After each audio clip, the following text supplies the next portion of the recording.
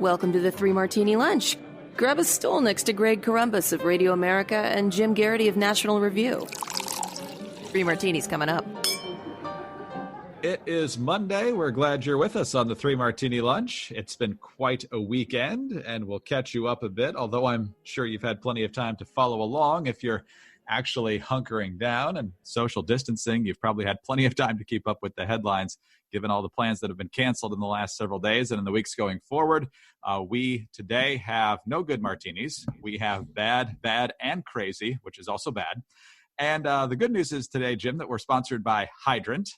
DrinkHydrant.com is where you want to go. Enter the promo code Martini for 25% off your first order at checkout. So, Jim, we thought we were headed towards a relief bill. The U.S. Senate, Republicans in control, of course, taking the lead on this. And it looked like Republicans and Democrats were actually behaving themselves, getting along. Big government opponents might not like what was in it in some cases, but there seemed to be a lot of consensus on what needed to be done, including direct cash to American citizens. Other folks wanted assistance for businesses in there to keep their payrolls going, and so that there'd be actual jobs for people to go back to when this is all over. Well over $1 trillion. Some say it might even get to $2 trillion. Looked like we were on pace for a vote to pass cloture last night, but then House Speaker Nancy Pelosi said, nope, we're not just going along with this. The Democrats in the House are going to do their thing. Here's NBC News' Tom Costello on the Today Show explaining what happened. On Capitol Hill this morning, Republicans and Democrats remained at odds over spending. Senate Majority Leader Mitch McConnell blamed House Democrats after a procedural vote on the Senate measure failed Sunday evening.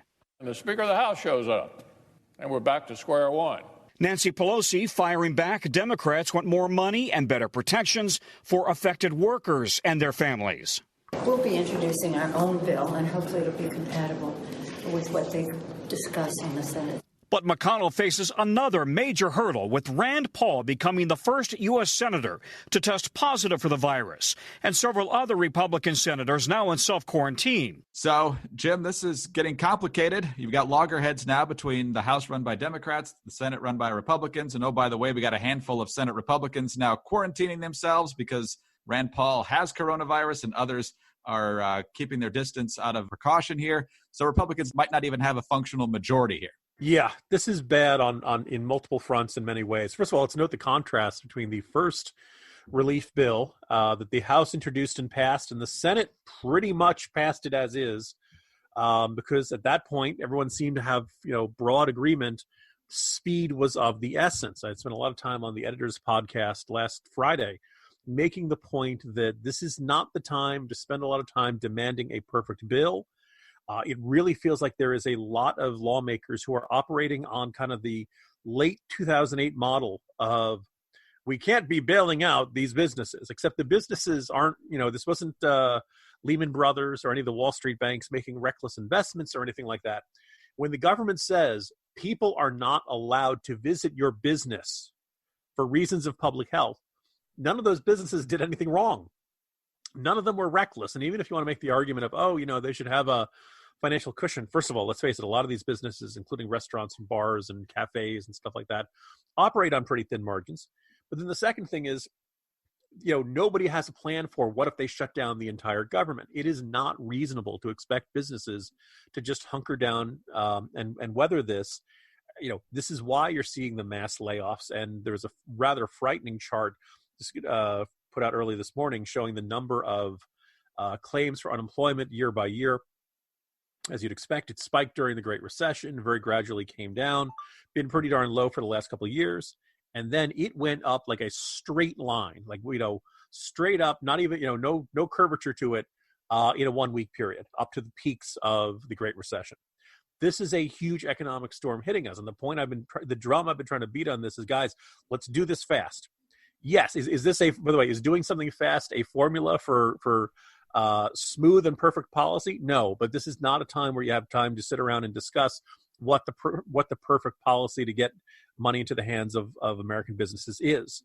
One of the more intriguing ideas I saw from James Pethokoukis was the idea of having the government for small businesses underwrite 80% of the income if they could guarantee no layoffs or furloughs for workers. Whatever form will do this fast, do it. But each day you spend debating this is another day that more businesses are going to say, we're not going to be able to make rent. We're not going to be able to make any of this stuff. We've already laid everybody off. We're out of business. We're declaring bankruptcy. And it is deeply, deeply frustrating. I could do a both sides are to blame here type line. And obviously, it takes two to tango. But in this case, it looks pretty clearly Nancy Pelosi looked at this, didn't say she wanted a bunch of tweaks. She says she wanted to scrap everything Senate Republicans had done, start over with her version of the bill. Senate Democrats, every last one of them lined up behind her. And this was exactly what the country did not need at this point. You saw the markets freaking out. It is a reflection of how much Democrats on Capitol Hill have gotten used to the fact that the media will cover for them when they make a move like this. If the situation was reversed, Republicans would be accused of being hostage takers and willing to destroy the economy in order to get their goals, et cetera, et cetera. The report is that Nancy Pelosi wanted solar panel funding in there and all kinds of unrelated things. This is not the time to see an economic relief bill as a Christmas tree where you get to put on every, policy proposal you've ever wanted and stick it in there. It is unbelievably reckless. The only reason they're doing this is because they think the media is going to cover for them. As we saw in that NBC coverage, it's not so clear that the media is going to do this for them. Although we did see the headline on the New York Times rapidly mutate and change like it was the coronavirus rapidly over the course of last night. Because the initial one pointed out Democrats blocked the bill.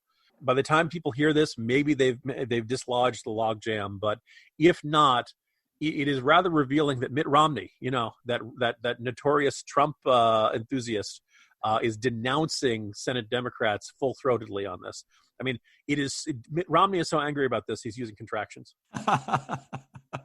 And Jim, you mentioned the headline fiddling that the New York Times and others did, and that was certainly one to make us roll our eyes yesterday. But if you look at the actual story, the Times leads off with Senate Democrats on Sunday blocked action on an emerging deal to prop up an economy devastated by the coronavirus pandemic, paralyzing the progress of a nearly $2 trillion government rescue package they said failed to adequately protect workers or impose strict enough restrictions on bailed out businesses. In voting to block action, Democrats risked a political backlash if they are seen as obstructing progress on a measure that is widely regarded as crucial to aid desperate Americans and prop up a flagging economy.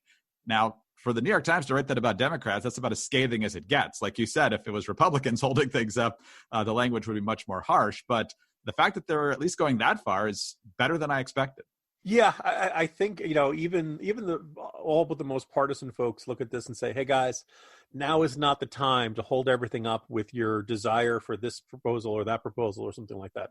The point we're emphasizing in the editor's podcast Friday was, let's assume that you put a lot of money out the door and some of it ends up in the hands of Americans who we already consider to be wealthy or who have enough of a financial cushion to withstand this crisis, or it goes into the hands of big corporations. You can always go back and tax them later, right? We can always take steps to fix this later on if we really feel like it was that severe a problem. What we can't do is bring back the businesses that go out of business today.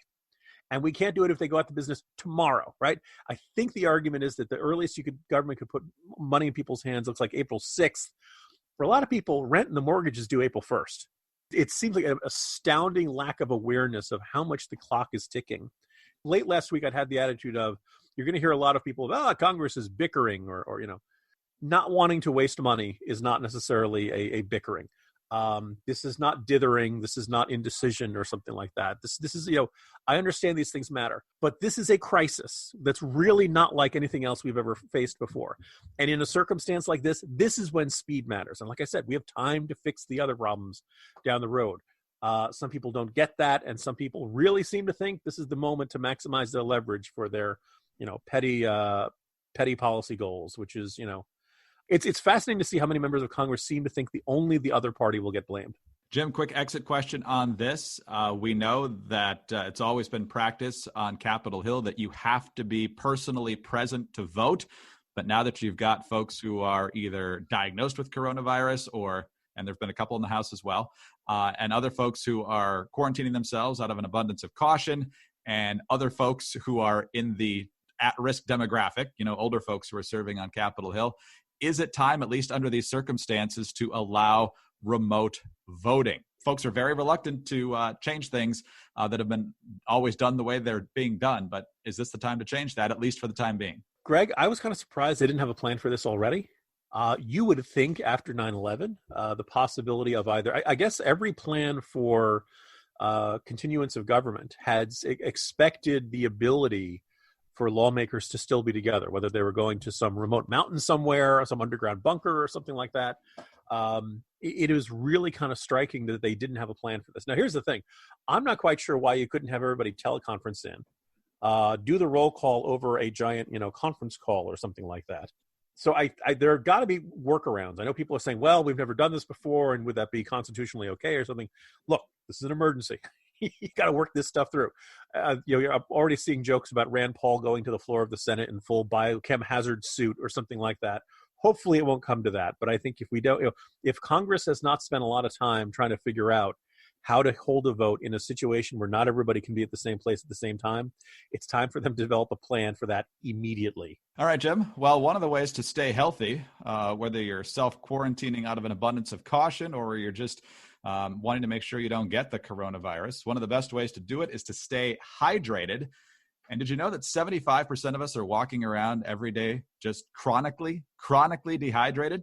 We're suffering needlessly from things like frequent headaches, energy slumps, poor focus, and yes, weakened immune systems, but it doesn't have to be this way because Hydrant creates flavored electrolyte packets that you can just mix directly into your water to make hydrating your body easy and delicious. Each rapid hydration mix has the 4 essential electrolytes that your body needs: sodium, potassium, magnesium, and zinc. They all help you hydrate quickly and stay hydrated all day long. And Hydrant is backed by research. The formula was developed by Oxford scientists to provide perfectly balanced, efficient hydration. There are no synthetic colors or artificial sweeteners. The formula is vegan, and you can choose between 3 different flavors or pick a variety pack. Hydrant starts at just $1 a packet for a 30-day supply, and you can save even more with a monthly subscription. And right now, 3 Martini Lunch listeners, you can get 25% off your first order, and you can do that by going to drinkhydrant.com and enter the promo code Martini at checkout. That's drinkhydrant.com and enter the promo code Martini for 25% off your first order. Drinkhydrant.com and enter the promo code Martini. All right, Jim, let's move on to our second bad martini here, because right now we're in this 15-day window. We're kind of right in the middle of it, where if everybody hunkers down, we feel like we can tamp down the curve here and get to the end of this sooner rather than later. You had the Surgeon General out there today saying this week's going to be a lot worse than last week. So everybody really needs to follow the guidelines if you don't want to be doing this for months on end. But some states are already going to more draconian measures with the total lockdowns. We talked about California last week. New York's doing it because they obviously have a lot of cases. Connecticut, New Jersey, I believe Illinois is doing it now. A lot of folks here in Virginia are hoping Ralph Northam doesn't do that at his 2 p.m. press conference today, but there are some rumors that he will. Nonetheless, folks are wondering, well, if we do this for a few weeks, will we get past the worst of it and be on with our lives here by sometime in May or even June? That's not the message being given by New York Governor Andrew Cuomo, who's actually gotten a lot of bipartisan rave reviews for his daily briefings on this. And what he said yesterday, I think, is going to raise a lot of eyebrows and discourage a lot of people. Here's what he said. This is not a short-term situation. This is not a long weekend. This is not a week. The timeline, nobody can tell you. It depends on how we handle it. But 40%, up to 80% of the population will wind up getting this virus. All we're trying to do is slow the spread, but it will spread. It is that contagious. Again, that's nothing to panic over. You saw the numbers. Unless you're older with an underlying illness, etc., it's something that you're going to resolve, but it's going to work its way through society. We'll manage that capacity rate, but it is going to be 4 months, 6 months, 9 months. You look at China, once they really change the trajectory, which we have not done yet, 8 months, we're in that range. So there you have it, Jim. This could last as long as 9 months and could still, even with all these precautions in place, infect 80% of the population. Now, obviously, he's trying to make sure that 80% doesn't end up sick all at the same time. If it's going to happen, you want it to spread out so the system isn't overwhelmed. But if you've got people saying, I got to give up all this stuff and almost everybody's going to get it anyway, that is a recipe for people just not obeying this at all. Yeah, it's fascinating because on Saturday morning, there was this post on Medium that was based upon, reliable sources, data from the World Health Organization, Centers for Disease Control, all that kind of stuff, and made the argument that I'm vastly oversimplifying it. It still said the coronavirus is very serious, but it raised the possibility that the cure is worse than the disease, that the likelihood of the death toll being as severe as some of the estimates were not that likely, and that in fact the economic pain was probably going to be more likely to cause more deaths and should not be underestimated. Within like a day, you had this was by a guy who was a data analyst over in Silicon Valley. It was not someone with a medical background. It was kind of unnerving that Medium took it down within 24 hours because I guess other virologists and medical professionals said this is wrong, this is irresponsible, et cetera, et cetera. And my colleague Dan McLaughlin put a post in the corner who said that look, maybe it is incorrect. And, just like we always say, the answer to bad speech is more speech. The fact that this is basically, no, you don't have the right authority for this, therefore this must be taken down, isn't really a reassuring approach. That maybe this is, an actually incorrect analysis of this, and that, we need to have a more reasoned debate and all that. But, look, right now we're trying to choose. Somebody said, do you want to be dead or do you want to be dead broke? Was one way of succinctly putting the choice before us. I can understand why, the idea of being alive but dead broke does not really appeal to lots of people.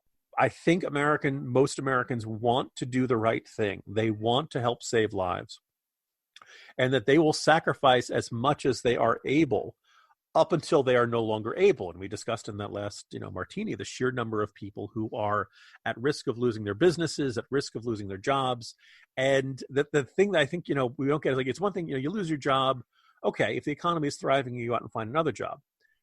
It's another thing to lose your job when the country is in, you're seeing numbers thrown around of anywhere from, 20% unemployment. Some people said 30% unemployment. The idea of U.S. GDP dropping by 1/3. I mean, huge chunks of our economy are just frozen right now.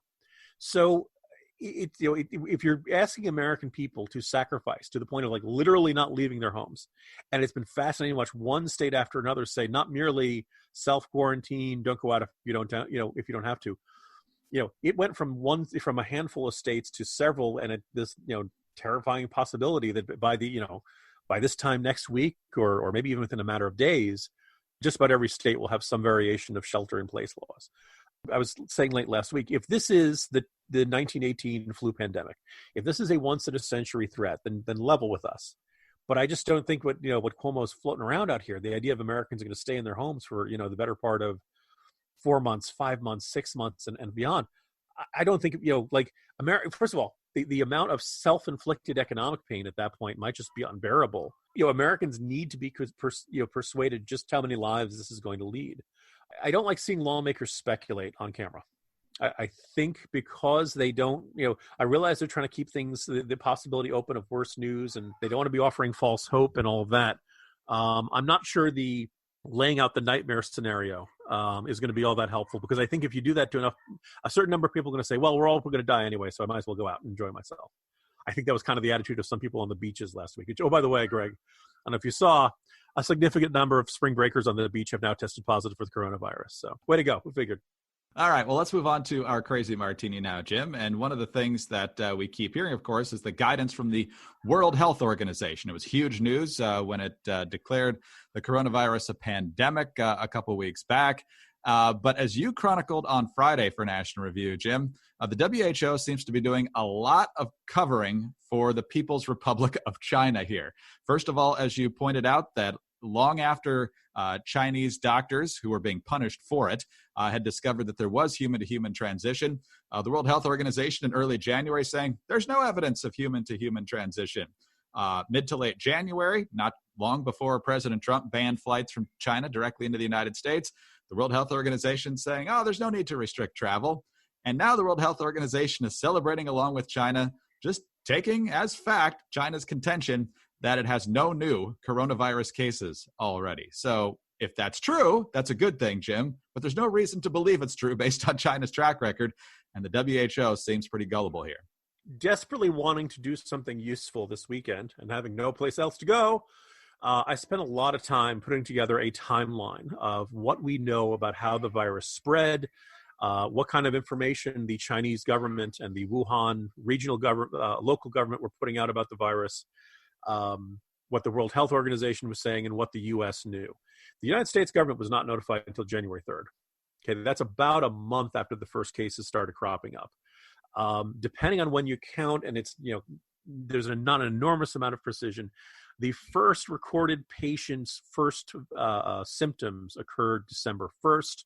The first person who died of the disease, his wife caught it, and the wife had never been anywhere near that seafood market they believe was the origination point. So by early December, some Chinese doctors were looking at situations and said, oh, wait a second, this person, wasn't near any of these animals that they supposedly caught it from. How did they get it? Meaning the indication of human-to-human transmission. Certainly by, mid-December, they were seeing an outbreak of people who were not at that. By mid to late December, it was getting clearer and clearer. And this is when you had the infamous doctor who was brought into the police station and, accused of spreading rumors and all of that stuff. I urge everyone to take a look at it. I had a great number of holy expletive moments as I put all this stuff together. The Wuhan Regional Health Commission, their statements are out there. All their statements are still up online. They're in Chinese, but if you run them through Google Translate, you can tell exactly what they're saying. And it was, we have no evidence of human-to-human transmission. That was a lie. Doctors in Wuhan, China were seeing this and were coming to this conclusion and trying to warn each other.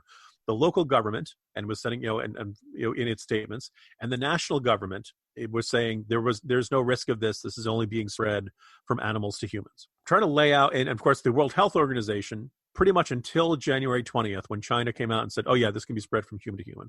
The World Health Organization did nothing to contradict this. China lied about this, and that's where I put responsibility point number one goes. But the World Health Organization basically went along with their assessments. Now, this may be in a question of access. On January 6th, the United States said, we'd like to send some of our own experts over there to help you. China said, no, thank you. They did allow 2 U.S. experts to go with a World Health Organization team that went at the end of the month. As I try to lay out in this timeline, by that point, it was well too late. If you were going to stop this, and look, granted, a contagious new coronavirus was always going to be difficult to contain and stop from spreading. That having been said, if the Chinese government had been honest about this, and from the very beginning, if it had not suppressed doctors talking to each other, if it had treated this with the seriousness that it deserved, the fascinating thing I found in the course of the research, the city newspaper did not have anything about the virus on the front page from January 6th to January 20th. There's a 2-week period in there in which the number of cases is growing exponentially. There was a conference of the leaders of the province that included Wuhan around the middle of the month. No mention of the virus was made at that 4-day conference. It is hard to overstate how much China clamped down on information about this at a time when it was needed most. Because they did that, there was never really any chance of stopping this. Based on past estimates of travel from Wuhan to the United States, we can estimate that about 4,000 people a month travel from Wuhan, China to various destinations in the United States. Right?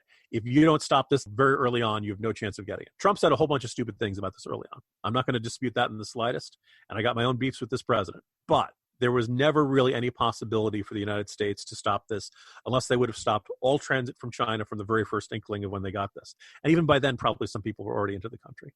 It is depressing and eye-opening, but the fact that the World Health Organization, this is, where you start screaming, you had one job. This is what the World Health Organization is supposed to be there for. And at the exact time we needed them to challenge the Chinese government's assessment of what was going on and the veracity of their statements that it could not possibly be transferred from one person to another, the World Health Organization said, yes, sir, and agreed. And because of that, we're dealing with all this now. And they're still agreeing. They're still not challenging anything, which is just incredible. And of course, some folks are going to look at this and say, well, the World Health Organization, that's part of the UN. And guess who's always the bad guys at the UN? So we'll see how political that gets. But yeah, the WHO has made some proclamations here, but they have not been nearly the asset that they were created to be. So, Jim, with all that cheery good news here on this Monday, I look forward to at least it's Friday, everyone. Who am I kidding? The days can't be distinguished anymore.